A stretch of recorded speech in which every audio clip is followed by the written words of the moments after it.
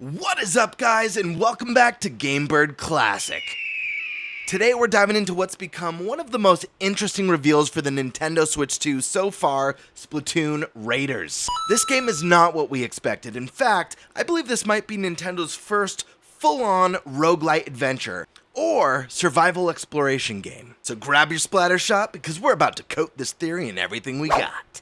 In and out. For those Slim Jim! You're watching GameBird Classic.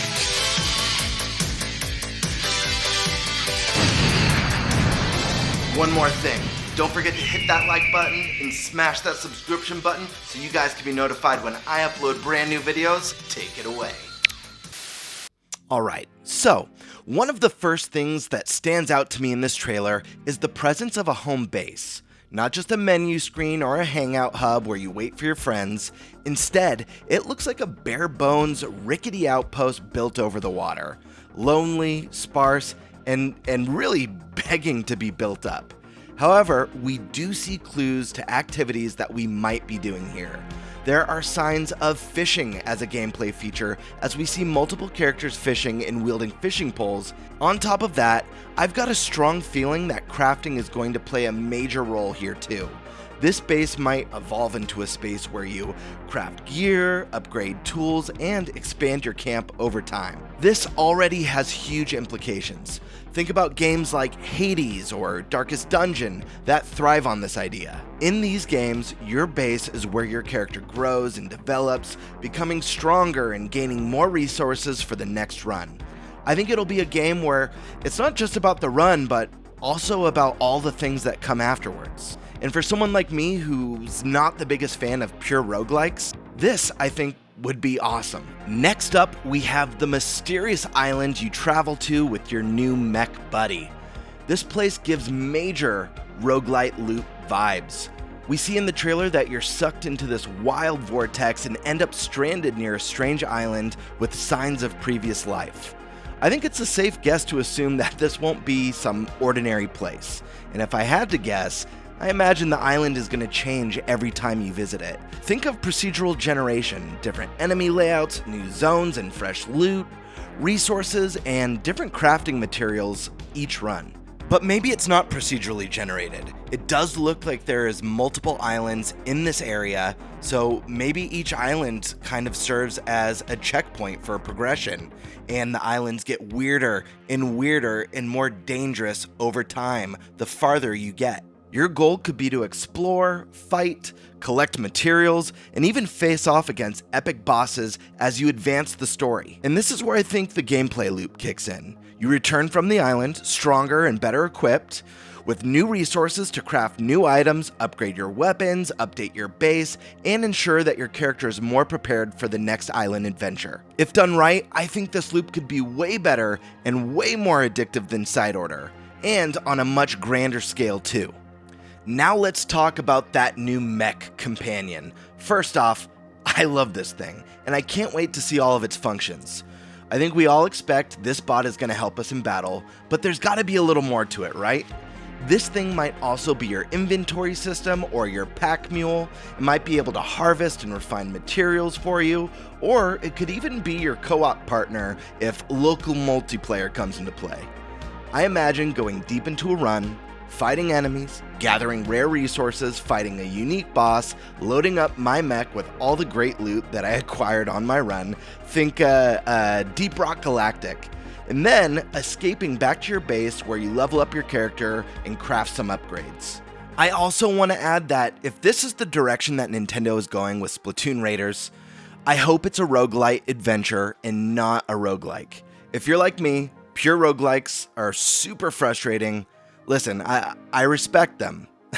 I don't think they're bad games, but losing everything on death and the lack of meaningful character progression just isn't fun for me.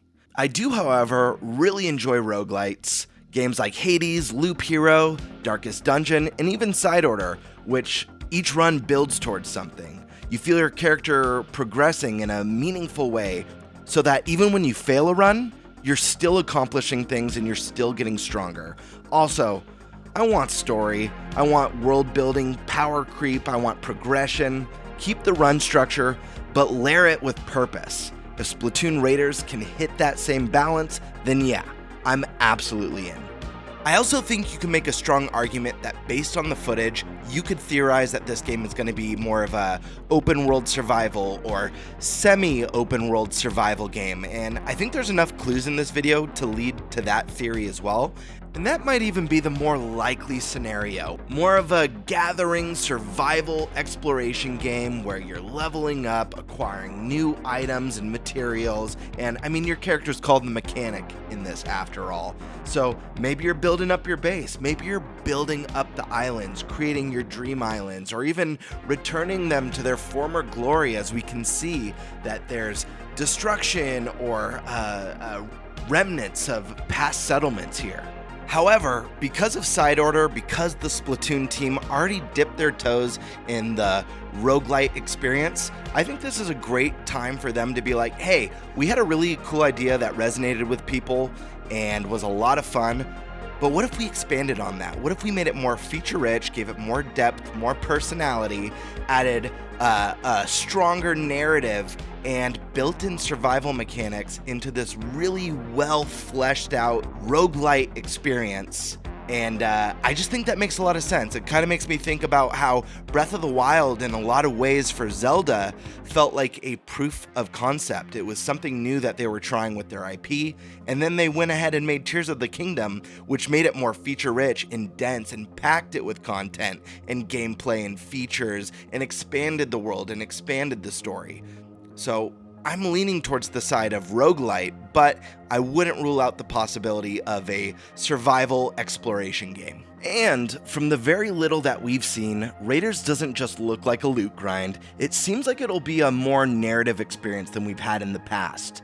The world looks interesting, full of mystery, and while it's too early to tell how much a story will play a part in this game, I do believe it will be the strongest narrative in the series and take more of a center stage. Remember guys, this is all just fun, speculative theory.